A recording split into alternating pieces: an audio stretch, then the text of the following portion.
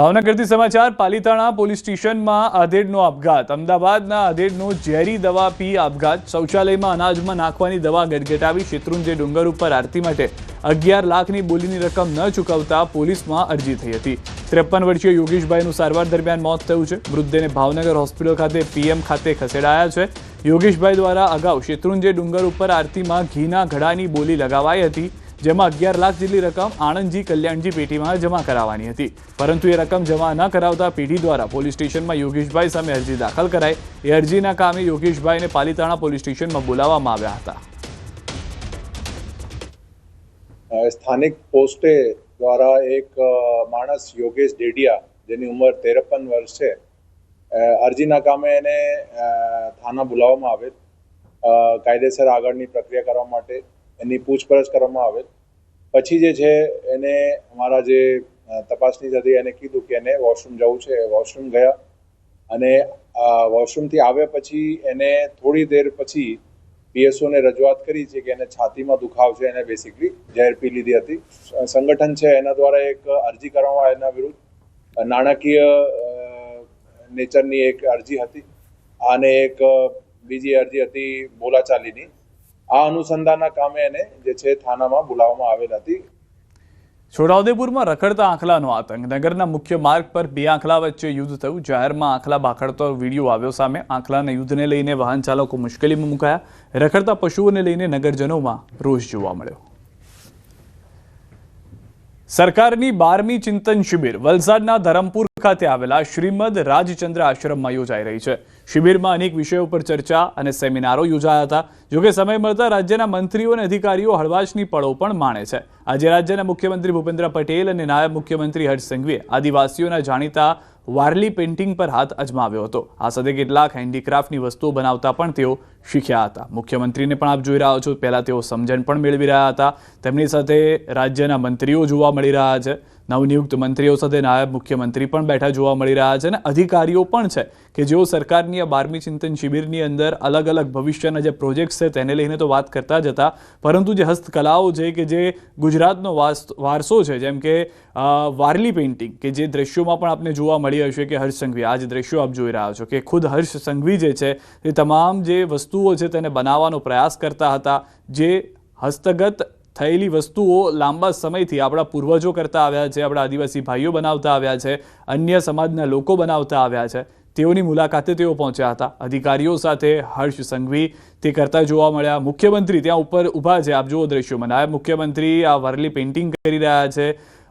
તેમની સાથે સાથે મુખ્યમંત્રી ઉપર ઉપસ્થિત જોવા મળી રહ્યા છે ઊભા થયેલા, અને ત્યારબાદ તેઓ વાતચીત કરતા પણ નજરે પડે છે। દ્રશ્યોની અંદરથી સ્પષ્ટ થઈ રહ્યું છે કે જે ચિંતન શિબિર છે તેમાં કેટલાક મહત્વના મુદ્દાઓની સાથે સાથે આવા દ્રશ્યો પણ જોવા મળી રહ્યા છે।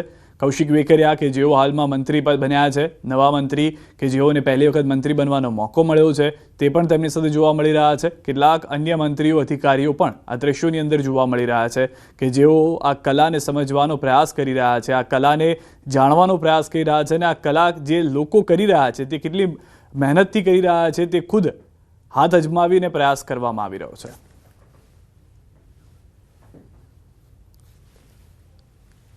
સરકારની 12મી ચિંતન શિબિરનું આયોજન છે અને તેની અંદરના આ દ્રશ્યો અમે આપને બતાવી રહ્યા છે। બીજી તરફના એ દ્રશ્યો અમે આપને એ પણ બતાવી રહ્યા છે કે જ્યાં મુખ્યમંત્રી પણ નાયબ મુખ્યમંત્રી સાથે ઊભા જોવા મળી રહ્યા છે। વારલી પેઇન્ટિંગ તો હર્ષ સંઘવીએ કરી, પરંતુ નાયબ મુખ્યમંત્રી જ્યારે આ અલગ રીતના કાર્યક્રમની અંદર ઉપસ્થિત રહ્યા, સમજણ મેળવી રહ્યા હતા, ગ્લાસગોની અંદર જઈને આવ્યા છે તેઓ 2030 માટે અમદાવાદના યજમાન તરીકે હવે ત્યાં જોવા મળી રહ્યા છે।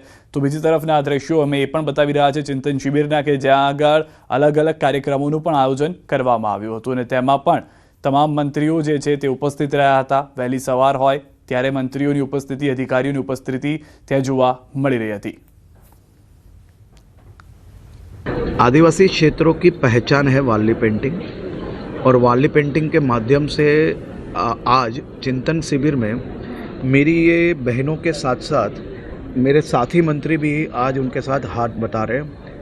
ख़ास तौर पे आदिवासी क्षेत्र की बहनों जितनी अच्छी तरह से तो हम ये काम नहीं कर पाए, लेकिन उनके साथ खड़े रह के वारली पेंटिंग को और देश और दुनिया तक पहुंचाने के लिए क्या कर सकते हैं, उसके लिए ज़रूर से हमने हाथ बटाए हैं।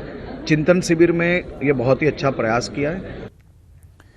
કોમનવેલ્થ ગેમ્સની યજમાની માટે અમદાવાદ છે તૈયાર. અમદાવાદ શહેરમાં કોમનવેલ્થ ગેમ્સ સાથે જ સ્પોર્ટ્સ કોમ્પ્લેક્સ સહિત સ્પોર્ટ્સ એક્ટિવિટીને પ્રોત્સાહન મળી રહ્યું છે. શહેરમાં ઝોન વાઇઝ સ્પોર્ટ્સ કોમ્પ્લેક્સ અને પ્લે ગ્રાઉન્ડ એરિયા તૈયાર કરાયા છે. એએમસી દ્વારા અલગથી બજેટની જોગવાઈ પણ કરાઈ છે.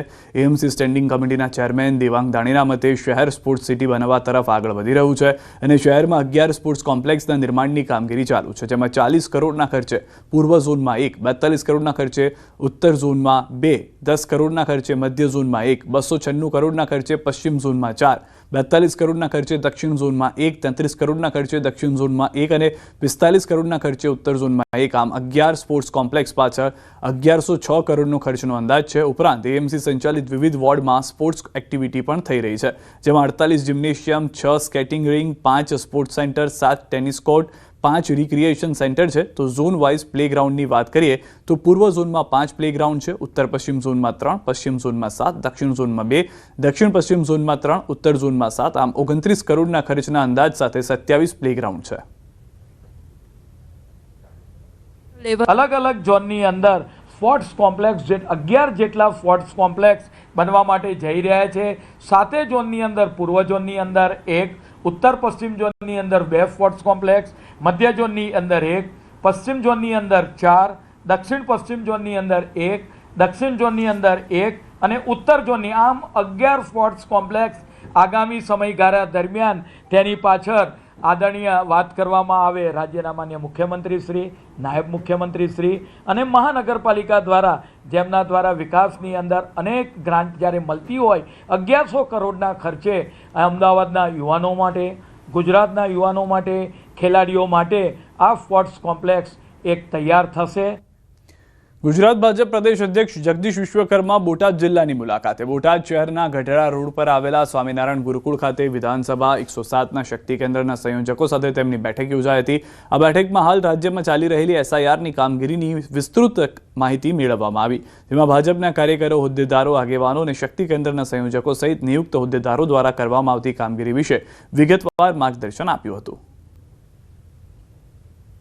જે બોટાદ વિધાનસભાની સીટ છે તે માન્ય શ્રી પ્રદેશના અધ્યક્ષ શ્રી જગદીશભાઈ વિશ્વકર્માજી કાર્યકર્તાઓના એક હોસલા અને પ્રોત્સાહન માટે, રાષ્ટ્રના નિર્માણ માટેના કામની અંદર જોડાવા માર્ગદર્શન આપવા આવ્યા છે અને કાર્યકર્તાઓને આ એક રાષ્ટ્રનું કામ છે, એક આ દેશના નિર્માણનું કામ છે, લોકશાહીનું કામ છે, તેના રૂપે આજે કાર્યકર્તાઓને માર્ગદર્શન આપવામાં આવ્યું.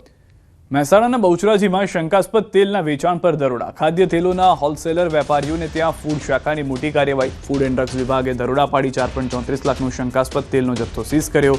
ગણેશ, ગૌતમ, માધવ સહિત બ્રાન્ડના શંકાસ્પદ તેલના વેચાણ પર દરોડા સીઝ કરાયા.